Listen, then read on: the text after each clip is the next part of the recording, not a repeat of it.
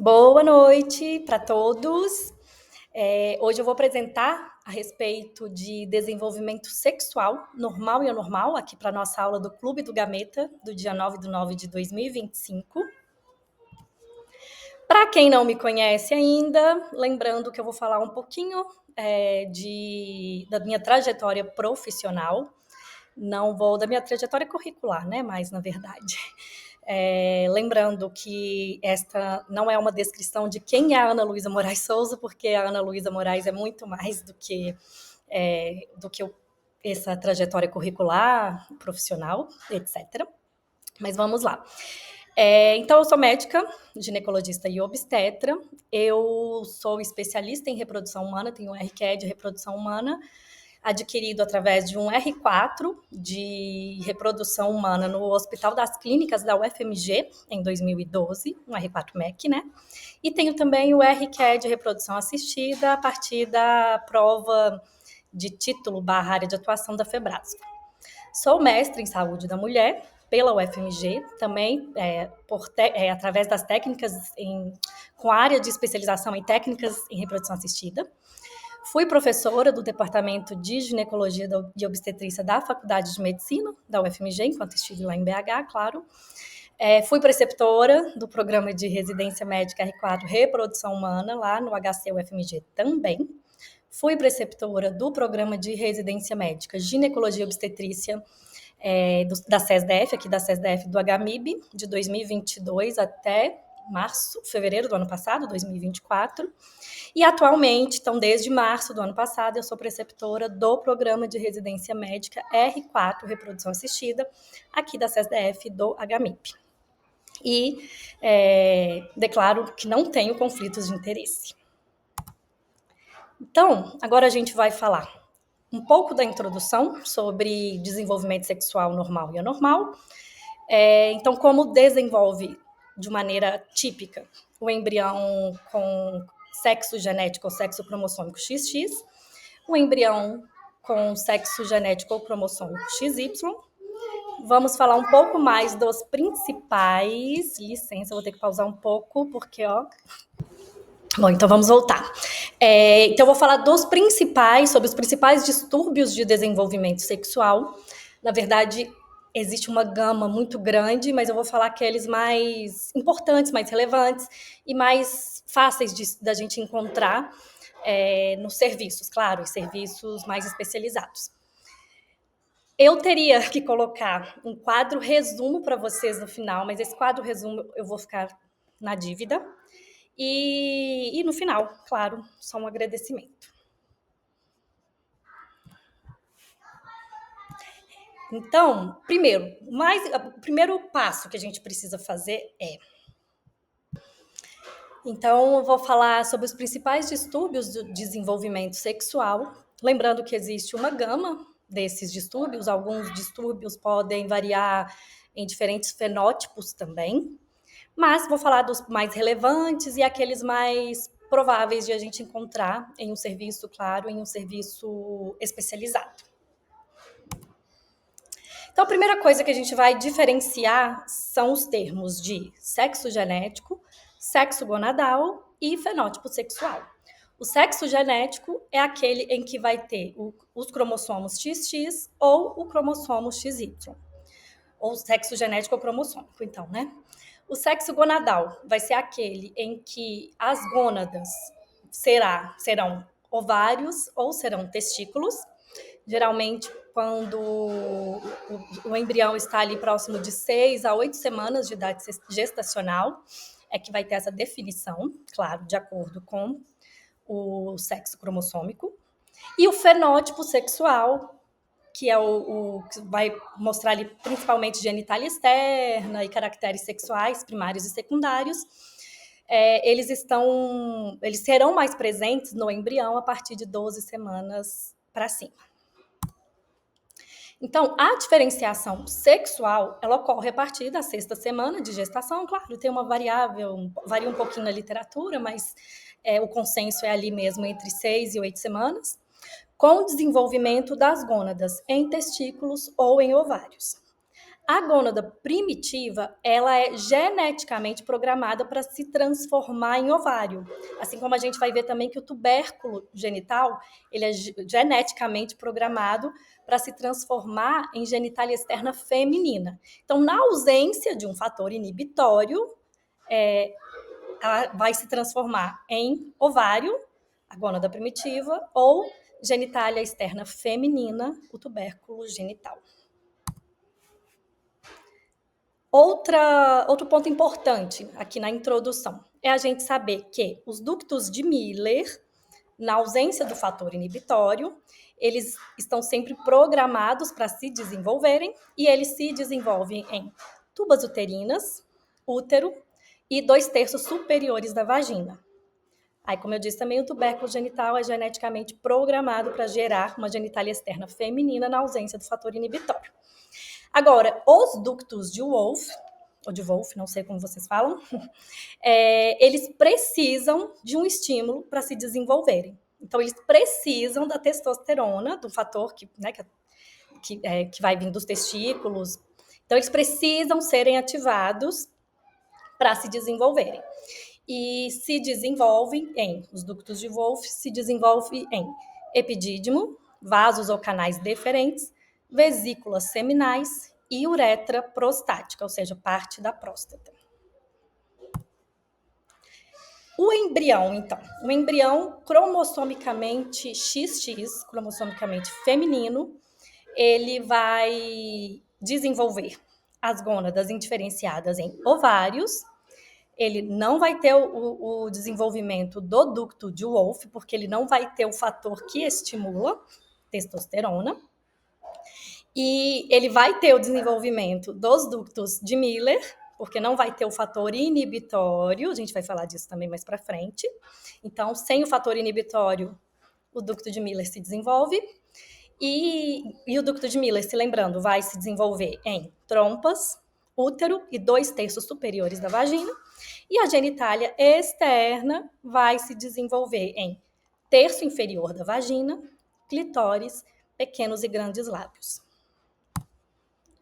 Já o embrião XY, sexo cromossômico masculino, ele vai ter o desenvolvimento das suas gônadas indiferenciadas em testículos, e o cromossomo Y. Então, a presença desse cromossomo Y vai ativar o gene SRY, que vai ativar o fator de desenvolvimento testicular, gerando testículo, desenvolvendo o testículo. O testículo, em suas células de Leydig ou Leydig e suas células de Sertoli, vamos diferenciar também. Nas suas células de Leydig, vai ser produzida a testosterona. Gente, quem sabe, sabe e faz ao vivo. Mas eu vou apertar o pausa mais um pouquinho. As células de Leydig do testículo produzem a testosterona, é onde é produzida a testosterona, como eu disse, ali entre 8 e 10 semanas de idade gestacional embrionária. E nas células de Sertoli, o fator antimileriano, que é o hormônio antimileriano, ele é produzido um pouquinho antes, ali próximo de 6 semanas. Sendo assim, o embrião de sexo cromossômico genético XY, neste embrião, vai haver o desenvolvimento do ducto de Wolff pelo estímulo da testosterona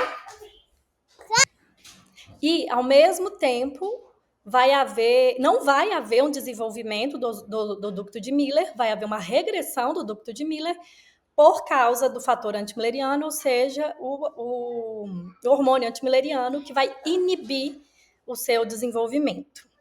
E a genitália externa, por causa da 5-alfa redução da testosterona em dihidrotestosterona, vai se desenvolver em pênis, bolsa escrotal e uretra peniana.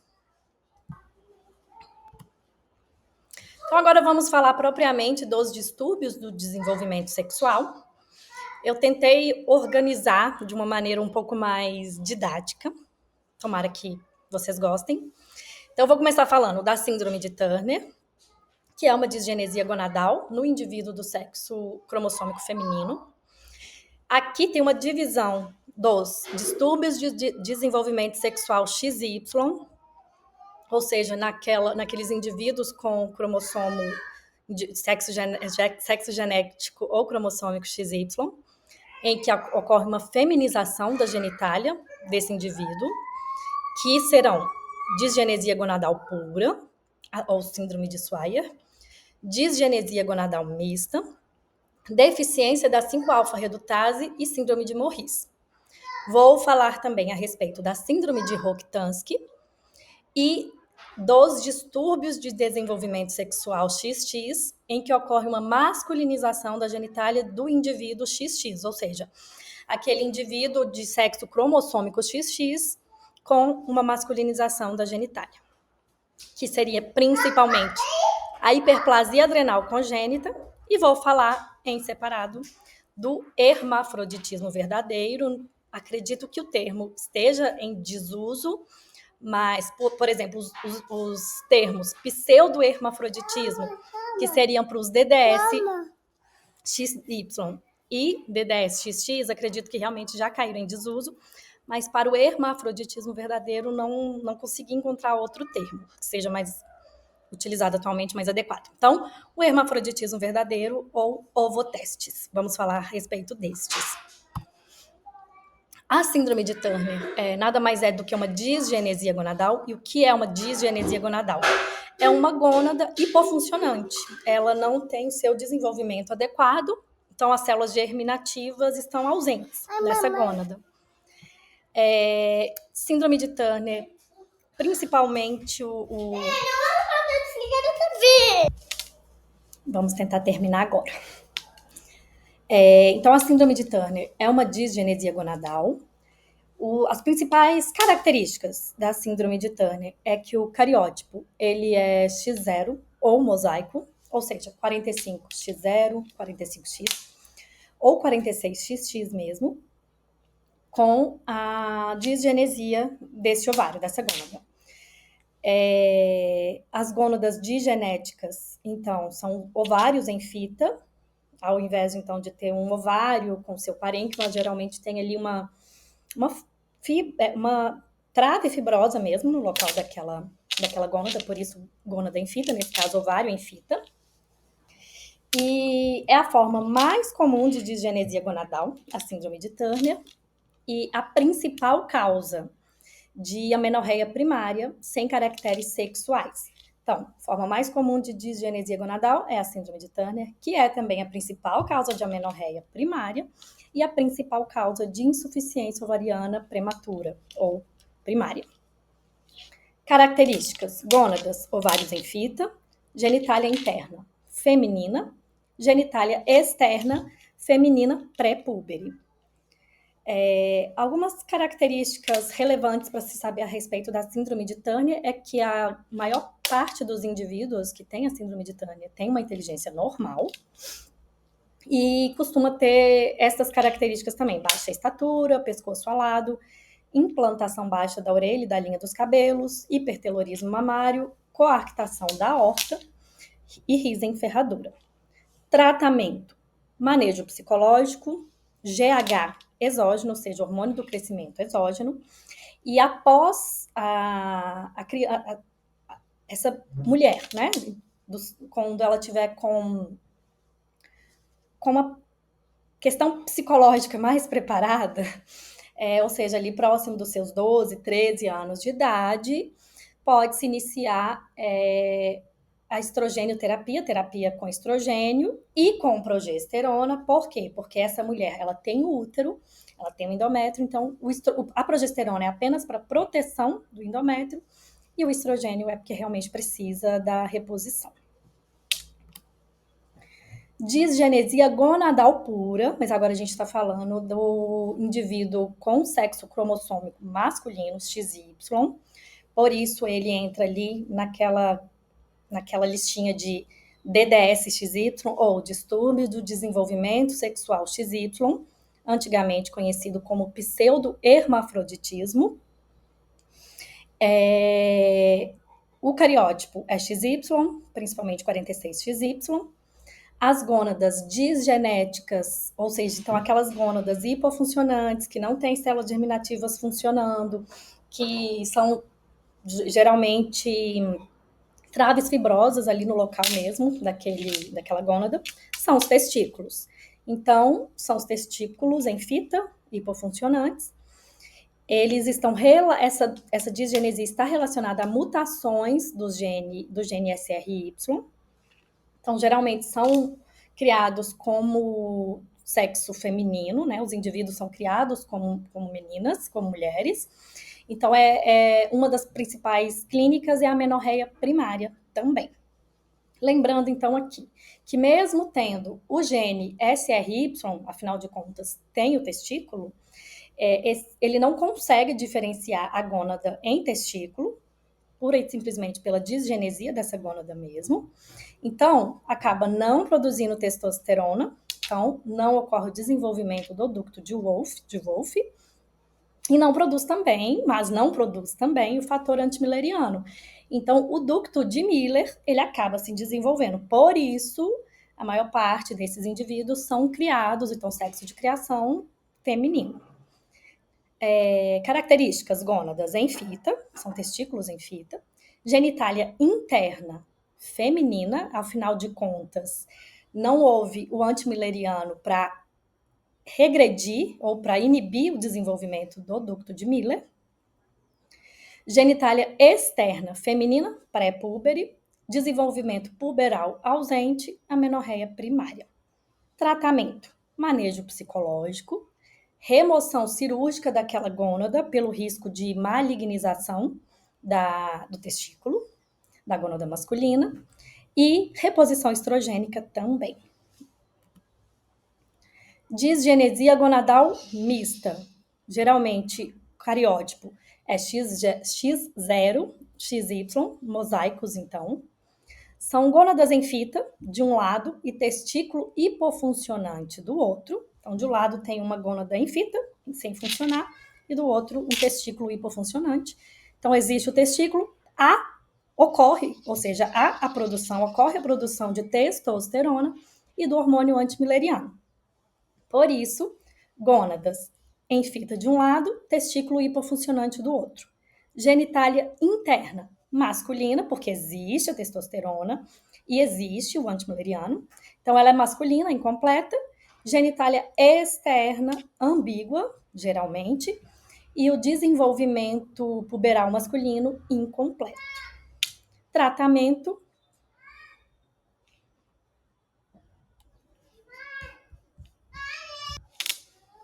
manejo psicológico, remoção cirúrgica da gônada em fita pelo risco de malignização, e é isso.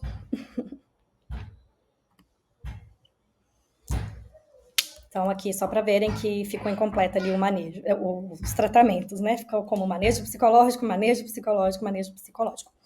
Bom, vamos lá. Próxima: deficiência de 5-alfa-redutase. É um distúrbio do desenvolvimento sexual. Ele, no cariótipo, ele é um XY, então é um indivíduo de sexo cromossômico ou genético XY, 46XY. Existe o testículo, então existe o gene SRY, existe o fator de desenvolvimento testicular, aquela gônada indiferenciada vai ser desenvolvida, transformada em testículo. Então existe a produção de testosterona, que desenvolve o ducto de Wolff.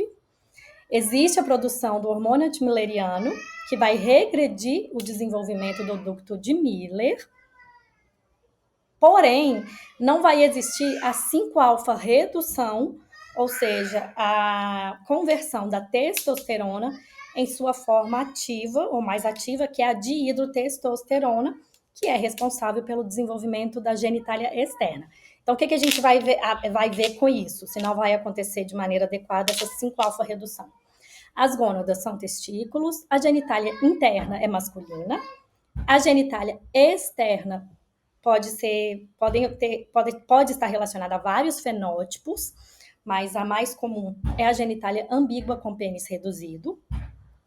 O desenvolvimento puberal masculino acontece porque existe a testosterona. E apenas a dihidrotestosterona, que é a forma mais ativa, que não vai conseguir agir, atuar, mas a testosterona existe. Então, geralmente, na puberdade, desenvolvimento puberal masculino, né? Na puberdade, ocorre um aumento desse pênis e o desenvolvimento das mamas para o aspecto masculino. Qual que é a diferença dessa deficiência da 5-alfa-redutase, ou as principais diferenças, entre esse distúrbio do desenvolvimento sexual para o distúrbio de desenvolvimento sexual, que a gente ainda vai ver mais adiante, que a gente conhece como insensibilidade periférica aos androgênios. Porque na insensibilidade periférica aos androgênios, existe um desenvolvimento da mama para o padrão feminino. E os níveis, nesse caso da deficiência de 5-alfa-redutase, não existe isso. Então, é uma ausência do desenvolvimento mamário feminino. Nesse caso aqui é um desenvolvimento mamário masculino mesmo, padrão masculino. E existem níveis baixos de gonadotrofinas, neste caso da deficiência de 5-alfa-redutase, uma vez que existem níveis suficientes de testosterona, tá? Tratamentos, manejo psicológico, o manejo também individualizado, porque vai depender do sexo de criação, e a depender do sexo de criação pode ser mais complicado, mais difícil mesmo esse manejo, porque o que a gente fala, se esse indivíduo tiver tido um sexo de criação feminino, fica mais complicado. Então, tratamento, manejo psicológico, e o manejo também vai depender do sexo de criação do indivíduo. Agora, vamos para a síndrome de Morris, não sei como vocês falam também, conhecida também como síndrome de feminização testicular ou síndrome da insensibilidade completa aos androgênios. O cariótipo, o sexo cromossômico XY, costuma ser realmente 46XY. Então, existe o gene SRY com o fator de desenvolvimento testicular.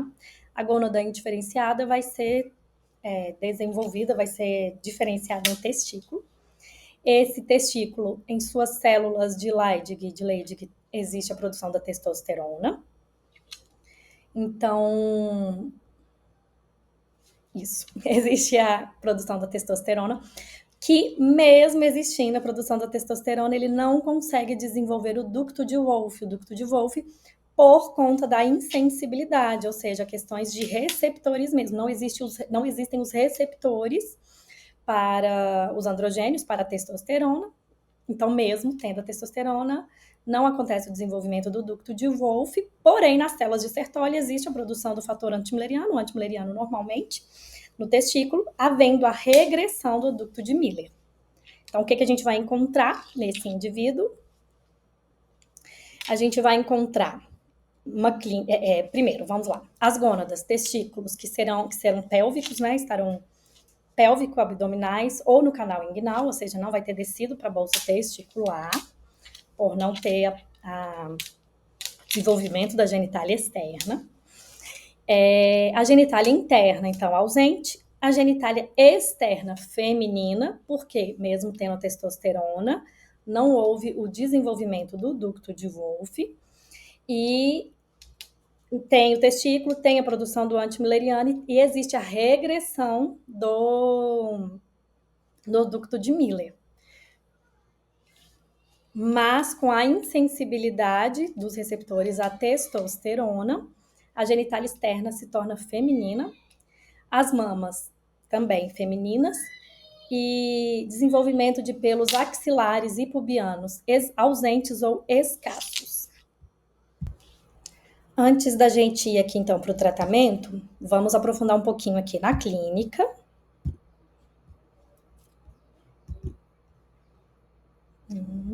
Só um minutinho que eu não estou conseguindo.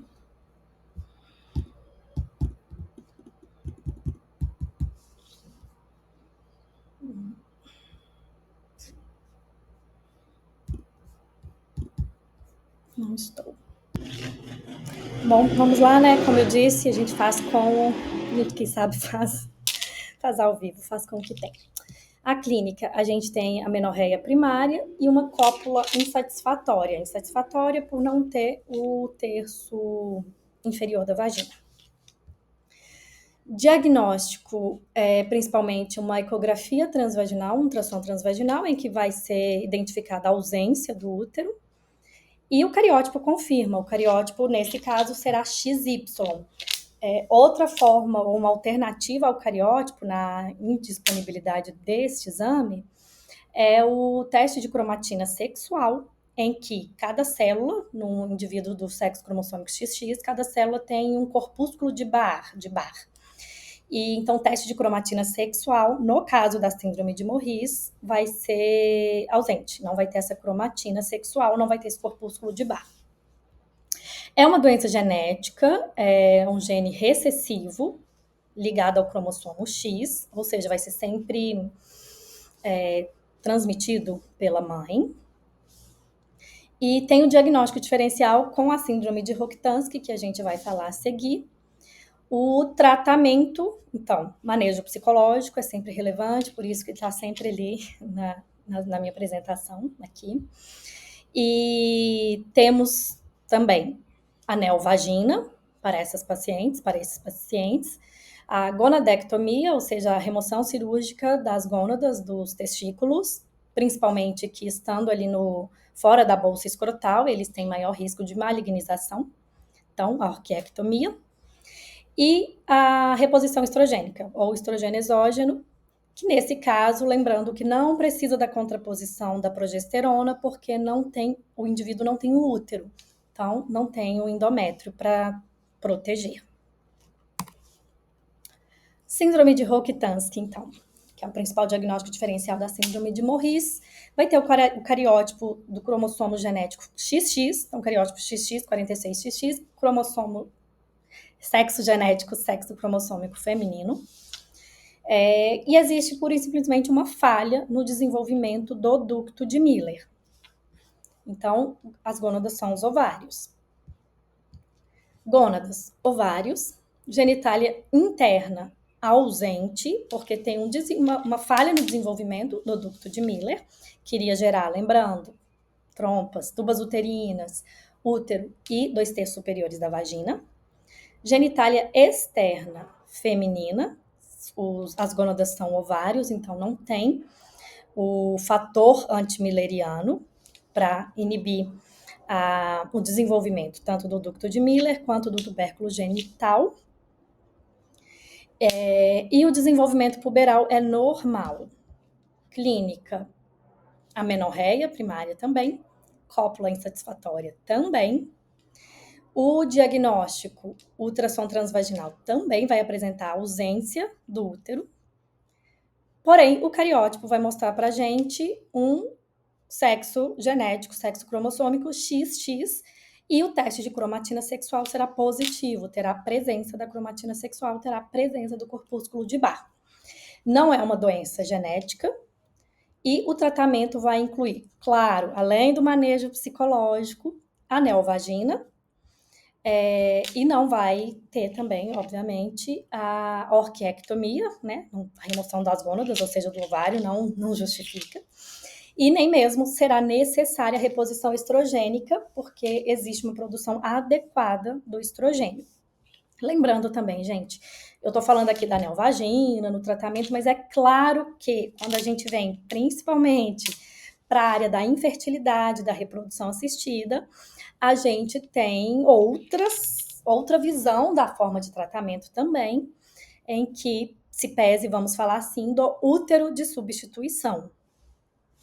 Para uma mulher, para uma paciente que vem com sexo de criação feminino e chega no serviço de reprodução assistida com síndrome de Morris, estou falando porque já vi, existem esses pacientes, eles chegam para a gente ainda bem, né, no serviço de reprodução assistida, também é útero de substituição, tá?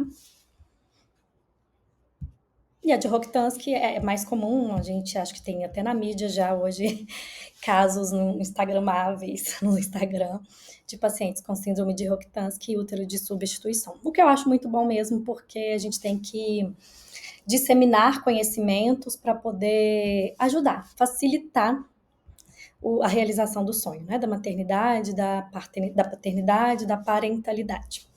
Bom, continuando aqui. A hiperplasia adrenal congênita, então, que é considerada um distúrbio de desenvolvimento sexual XX, ou seja, DDS-XX, antigo pseudo-hermafroditismo feminino, no caso. Ela é causada pela deficiência enzimática da 21-hidroxilase, mais de 90% dos casos da hiperplasia adrenal congênita tem essa causa. E essa deficiência enzimática na esteroidogênese do córtex da suprarrenal acaba gerando um excesso de androgênios. Cariótipo XX, ou seja, o mais comum 46XX. Gônadas são os ovários, então, principal causa de genitália ambígua em fetos do sexo feminino é a hiperplasia adrenal congênita. É uma doença genética autossômica recessiva. E antes da gente falar aqui do tratamento, vamos falar que ela se divide geralmente, né, em duas formas. A forma clássica, perdedora de sal, mais grave, né, porque é a ausência completa da 21-hidroxilase, então tem uma síntese ineficaz, para a gente não falar ausente, de cortisol, mas também de aldosterona. Está relacionada a uma genitália ambígua, mas também está relacionada a um distúrbio eletrolítico grave, que nas 2 primeiras semanas desse feto, desse recém-nascido, então já, né, no caso, existe um alto risco de... Vamos lá, 2 crianças. Então, existe um risco grave, né, de hiponatremia, hipercalemia e acidose, podendo ser fatal.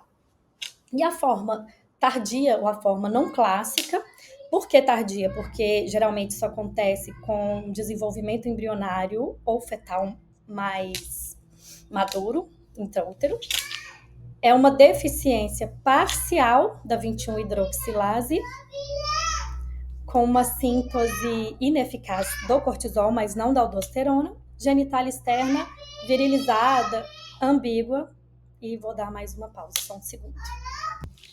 Bom, o diagnóstico para a hiperplasia adrenal congênita é a dosagem sérica da 17-hidroxiprogesterona, sendo que, se ela for menor que 200 nanograma por decilitro, exclui. Se ela for maior que 500 nanograma por decilitro, ela confirma.